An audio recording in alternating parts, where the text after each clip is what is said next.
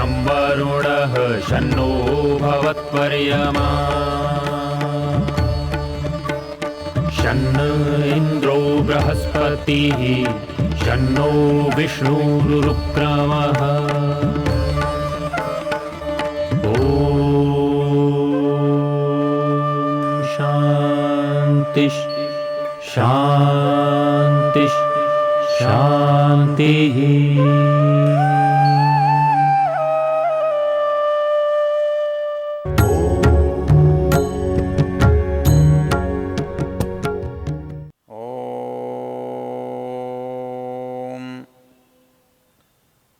शन्नो देवीरभिष्टय आपो भवन्तु पीतये संयोरभिस्रवन्तु नः ईशानां वार्याणां क्षयन्तीश्चर्षणीनाम् अपो याचामि भेषजं शांति शांति शांति।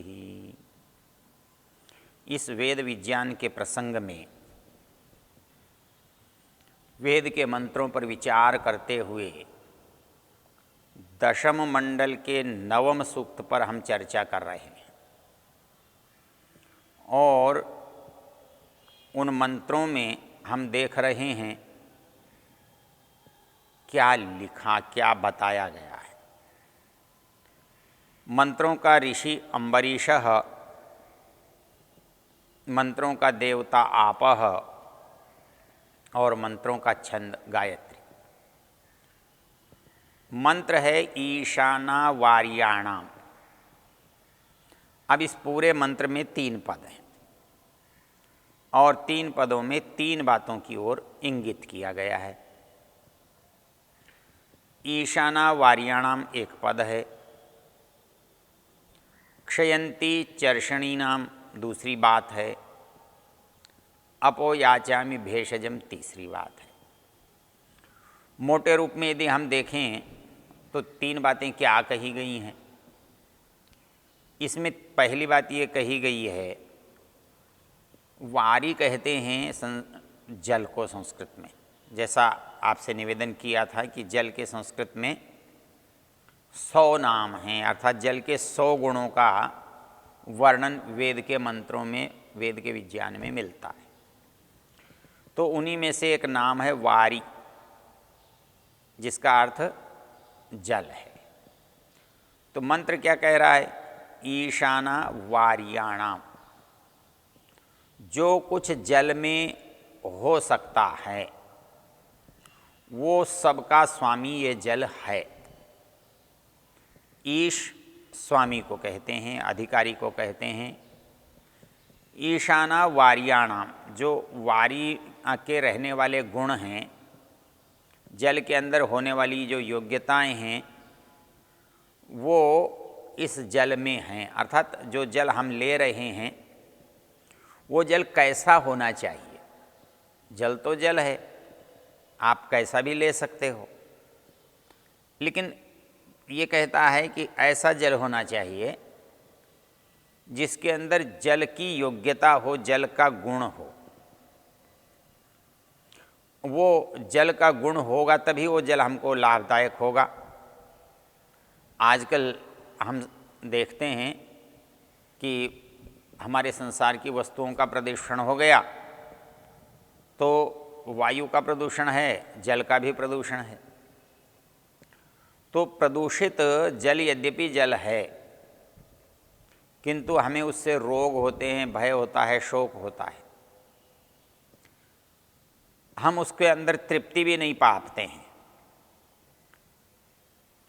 मनुष्य का स्वभाव है कि उसको जो वस्तु मिली है वो उसका उपयोग करता है, लेकिन वेद ये कहता है कि मनुष्य को जो भी वस्तु ईश्वर ने दी है वो उसके उपयोग करने की योग्य बना कर दी है। वो उसके अंदर इतनी पवित्रता, इतनी पात्रता, इतनी मात्रा विद्यमान है कि संसार के सारे लोग भी उनका उपयोग करते हैं, करना चाहते हैं, तो कमी नहीं पड़ेगी। जितनी मनुष्य के लिए, प्राणियों के लिए आवश्यकता है, संसार में किसी भी पदार्थ की न्यूनता नहीं है, कमी नहीं है। लेकिन हम ये देखते हैं सबको कमी लग रही है, न्यूनता लग रही है। उसके दूसरे कारण है, वो हमारी आवश्यकता जितना है उतना कम है, इसलिए कम नहीं है कि वहाँ कम है इसलिए हमारी आवश्यकता पूरी नहीं हो रही है, ऐसा नहीं। बल्कि हमने वस्तु को प्रदूषित कर दिया है और हम मात्रा से अधिक चाहने लगे हैं। जब हम मात्रा से अधिक की इच्छा करते हैं तब संसार में वस्तु का अभाव हो जाता है। क्यों? मनुष्य के पास दो चीज़ें हैं, एक है शरीर के आवश्यकता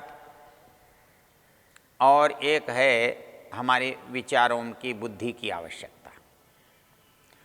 यदि इन दृष्टि से देखा जाए तो संसार की वस्तु कब पूरी है और कब अधूरी है, संसार में वस्तुएं किसको पूरी लगती हैं और किसको अधूरी लगती हैं,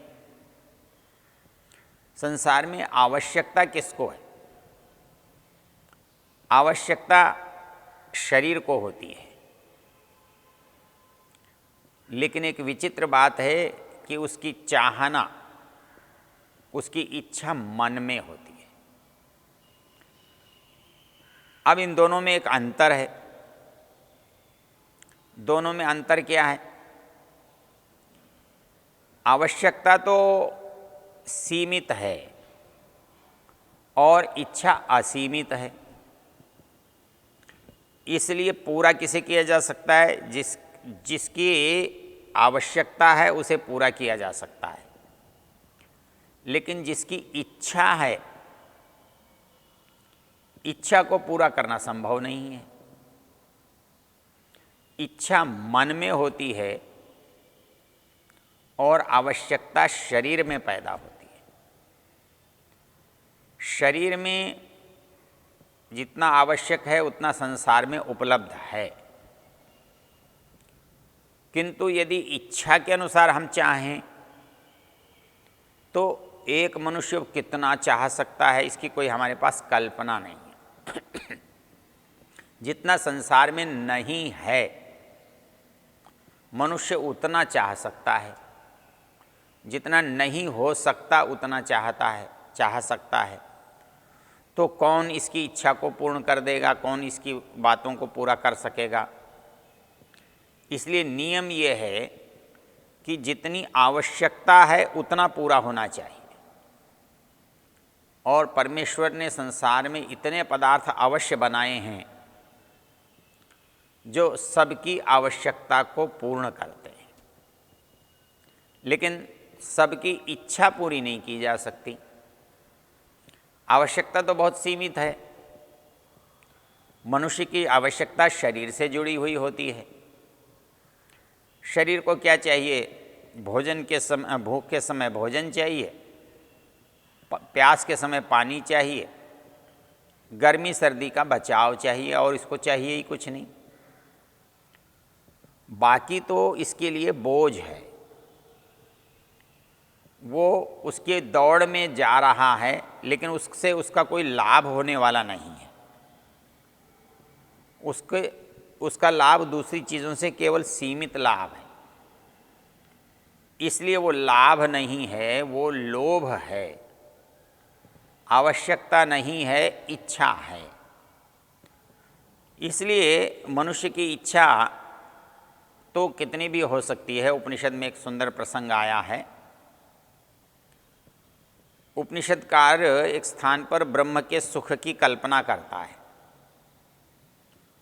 तो जब हम किसी बड़ी चीज़ को जानना चाहते हैं तो वहाँ हमें कोई नाप बनाना पड़ता है, कोई प्रमाण तैयार करना पड़ता है जिसके आधार पर उसको भी हम बता सकें। तो वहाँ ये होता है कि भाई कैसे नापें। तो उपनिषदों का विषय क्योंकि ब्रह्म है, बृहस्पति है, प्रजापति है, तो इसका इसको कितना, इसको पाने से, इसको मिलने से, इसके पास जाने से हमें कितना सुख होता है। सुख होता है ये अनुभव तो करते हैं, लेकिन वो सुख क्या संसार के सुख से बड़ा होता है, कम होता है, अधिक होता है, इसके बारे में हमारी जानकारी पूरी नहीं होती। इसको समझने के लिए एक छोटा सा प्रसंग बहुत उपयोगी है। तैत्तिरीय उपनिषद में 3 बातों पर विशेष प्रकाश डाला गया है और उसको 3 ही बड़े भागों में बांटा गया है। जो पहला भाग है उसको शिक्षावल्ली कहते हैं और जो दूसरा भाग है उसे भृगुवल्ली कहते हैं। कहीं कहीं पर ब्रह्मानंदवल्ली पहले है और भृगुवल्ली बाद में है। तो 3 उसके विभाग हैं, 3 उसके अध्याय हैं। एक का नाम शिक्षावल्ली है, दूसरे का नाम भृगुवल्ली है, तीसरे का नाम ब्रह्मानंदवल्ली है। तो जहाँ पहले भाग में शिक्षा के उद्देश्य और प्रयोजन बताए, वहाँ दूसरे भाग में जो संसार में पदार्थ हैं उनके उपयोग के बारे में बताया और तीसरे स्थान पर जहाँ इस संसार का जो प्रयोजन ईश्वर की प्राप्ति बताई, तो वो ईश्वर की प्राप्ति क्यों, वो ईश्वर की प्राप्ति क्यों करनी चाहिए। तो इसके लिए उसने कहा कि जो ईश्वर को प्राप्त करता है वो ईश्वर का जो सुख है, उसके बड़प्पन का सुख है, उसकी पूर्णता का सुख है, उसके ज्ञानवान होने का सुख है, उसकी प्राप्ति हो जाती है। तो वो प्राप्ति हो, इसको बताने के लिए अपने सुख की जो है, संसार के सुख की कितनी मात्रा है और यदि हम इसको छोड़ दें और परमेश्वर के सुख को प्राप्त करना चाहें तो हमें कितनी मात्रा प्राप्त होगी, उसका एक विवेचन है। तैत्तिरीय उपनिषदकार ब्रह्मानंदवल्ली में एक बात कहता है, युवा स्यात् साधु युवा। एक कोई आदमी जवान होना चाहिए, जवान नाम को नहीं, साधु युवा, वास्तव में युवा होना चाहिए। और वो युवा कैसा होना चाहिए? आशिष्ठो, दृढ़िष्ठ, बलिष्ठ, उसके 3 विशेषण दिए हैं। आशिष्ठ मतलब आशा वाला होना चाहिए और उसमें इष्ठन प्रत्यय का अर्थ होता है बहुतायत से, अत्यंत अधिकता से। तो वो जो मनुष्य है वो आशावादी होना चाहिए और पूर्ण आशावादी होना चाहिए। तो वो जो पूर्ण आशावादी है उसका एक गुण है। और क्या होना चाहिए उस मनुष्य में? वो कहते हैं कि उस मनुष्य में एक गुण और होना चाहिए, आशिष्ठ, दृढ़िष्ठ, मजबूत होना चाहिए, दृढ़ता आनी चाहिए उसमें। इधर उधर भटकने वाला, इधर उधर सबको संतुष्ट करने वाला नहीं होना चाहिए। आशिष्ठ, दृढ़िष्ठ, बलिष्ठ, उसको बहुत बलवान भी होना चाहिए। ऐसा व्यक्ति यदि होगा तो क्या होगा? कहते हैं वो उसका इतने पर ही नहीं, वो साधु युवा होना चाहिए। युवा होने के साथ अध्यापक होना चाहिए, अर्थात विद्वान होना चाहिए, वेदों का विद्वान होना चाहिए। अध्ययन का अभिप्राय यहाँ वेदाध्ययन से है। तो कहते हैं उसको वेद का अध्ययन कितना होना चाहिए? तो कहते हैं कि वो अध्ययन हमारी निरंतरता को बनाए रखने वाला होना चाहिए। जो वेद कभी पढ़ते हैं, कभी देखते हैं, उनके लिए वो बात नहीं कर रहा है। वो कहता है जो वेद के संपर्क में है,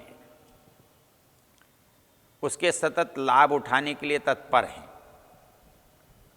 तो वो जो वेद का अध्ययन होगा तो उसके अंदर क्या भाव पैदा करेगा, उसको क्या ऐश्वर्य देगा। युवा स्यात् साधु युवा, आशिष्ठ, दृढ़िष्ठ, बलिष्ठ। आगे कहता है क्या इतने से उसका ऐश्वर्य पूरा हो जाएगा? कहता नहीं। वो ये कहता है तस्य इयं सर्वा पृथ्वी वित्तेन पूर्णा स्यात्। वो इस सारे संसार का एकाकी अकेला स्वामी होना चाहिए। आप कल्पना करके देखिए कि क्या ऐसा सुख किसी एक व्यक्ति को मिल सकता है? क्योंकि यहाँ वित्तेन पूर्णा जो पृथ्वी है वो मरुस्थल के लिए नहीं आया है, वो समुद्र या बाढ़ के लिए नहीं आया है। चाणक्य लिखते हैं जन धन से परिपूर्ण जो भूमि है वो भूमि हमारे रहने की काम की है, आवास के योग्य है। तो वो जो भूमि है ऐसी पृथ्वी वित्तेन पूर्णा जन धन से भरी हुई उस एक उपासक की हो, तब आप ये समझो कि उसको संसार का एक इकाई सुख प्राप्त हुआ है। तो यदि इतना बड़ा सुख एक इकाई है तो परमेश्वर का सुख कितना होगा, कितना बड़ा होगा, ये चिंता का, ये विचार का विषय है। और ये इकाई बताते हुए उसका प्रयोजन ही यही है कि वो प्रजापति के ब्रह्मणस्पति के ब्रह्म के सूक्त की मंत्र में जो विशेषता है वो बता रहा है। वो क्या है? इसमें बताता है कि भाई एक जो युवा है उसका ये सुख है, तो जो देवता लोग हैं उनका उससे कितना बड़ा है। देव भी कई तरह के गिना दिए उसने, देव, कर्मदेव, आजानस देव। तो कहता है कि इनमें से एक एक का सुख औरों से भी अधिक अधिक है। वो अधिकता कहाँ तक चली गई? तो इसके लिए एक उदाहरण है कि आप मनुष्य के सुख को एक इकाई मानकर उसके ऊपर 16 बिंदु यदि आप लगा दें तो जो गिनती निकल कर आती है परमेश्वर का सुख उससे भी बड़ा है, महान है। तो वो ब्रह्मानंद, ब्रह्मणोर आनंद, ब्रह्म का आनंद इतना विशाल होता है, इतना बड़ा होता है। तो वो जो आनंद है वो हमें प्राप्त हो, वो हमें मिले, तो वो हमें मिलता है ज्ञान से। इसलिए हम केवल वस्तु को देखकर या वस्तु का आवश्यकता अनुभव करके यदि उसको लेते हैं तो उसका जो लाभ है वो हम पूरी तरह से नहीं उठा सकते। उसका पूरा लाभ उठाने के लिए हमें उस वस्तु के गुणों का भी पूरा पता होना चाहिए। तो यहाँ पर कहा कि ये जो जल मेरे पास है ये मलिन नहीं है, ये कम भी नहीं है। ईशाना वार्याणा, ये जल जो है स्वामी है जो गुण हैं उनका, अर्थात इसमें समस्त गुण विद्यमान है। क्षयंती चर्षणीनाम, चर्षणी मनुष्य का वाचक है। कहता है इस जल की जो दूसरी योग्यता है वो मनुष्य में रहने योग्य है, अर्थात मनुष्य के उपयोग के योग्य है, उनके लिए लाभदायक है। और चौथी चीज़ क्या, तीसरी चीज़ क्या कहता है? ईशाना वार्याणाम क्षयंतीश्चर्षणीनाम अपो याचामि भेषजम, अर्थात वो जल मेरे लिए सामान्य जल नहीं है बल्कि वो भेषज वाला जल है। अर्थात वो जल मेरे पास जलों के गुण वाला हो, वो जल मेरे शरीर के अनुकूल रहने वाला हो और वो जल औषध के गुणों से भरपूर हो। ये मंत्र का अभिप्राय है।